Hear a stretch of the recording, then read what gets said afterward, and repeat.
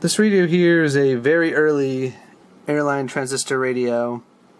In fact, it's the first transistor radio sold under the Airline brand. It's the model GEN-1106A from 1956 or 57. This was sold by Montgomery Wards, and Airline was the brand that they sold transistor radios under. Seems to be a pretty rare set. I've only seen a couple up for sale. It's not the flashiest transistor radio, but I think it looks pretty classy. Has a genuine top grain cowhide case, which is pretty well made. That's an earphone jack up there. It's got a nice handle there with little brass stops on it. This radio has been recapped, and it does play fairly well, at least for a first generation transistor radio. The volume control's on the side here.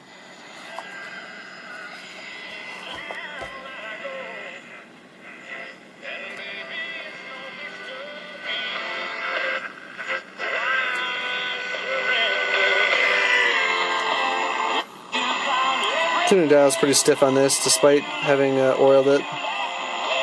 And unfortunately the speaker rattles. I had held off on doing a video on this one because I thought I might find one in better condition, but I've had no luck and it's been several years, so I decided to do a video on it. Yeah. The rich getting richer, but there becomes more and more poor.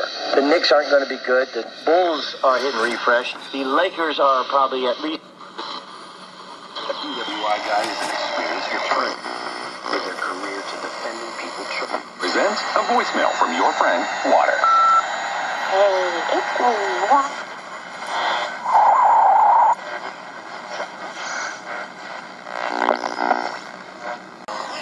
It's not quite nighttime yet, so there isn't that much to receive. Plus this radio has not been realigned, and it seems like it needs it. That's a strong local station. I don't really care to mess with it anymore. I'm not really going to use it, and it does work.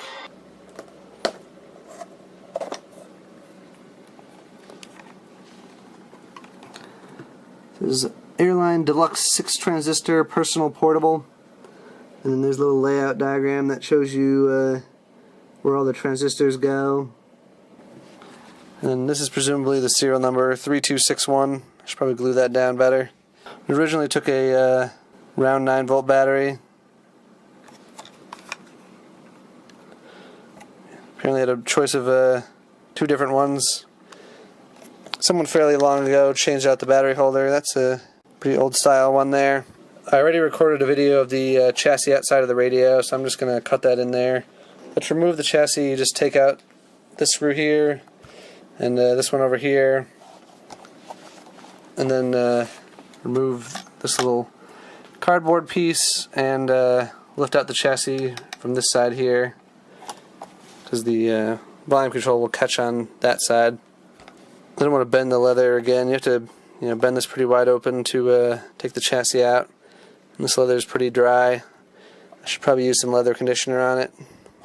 Here's the chassis of that Airline transistor radio outside of the case. See, it's kind of primitive looking. All the transistors are these black RCA units.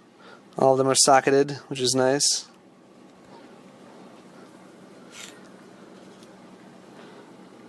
When I got this set, the radio wasn't working, and the previous owner had pilfered all the original RCA transistors out and replaced them with the generic, like, Chinese ones. I'd gotten this set from Hong Kong. Thankfully I had some replacement transistors from other radios I've scrapped, so I had a full complement of the correct transistors to put back in here. And as you heard, the set works fairly well now.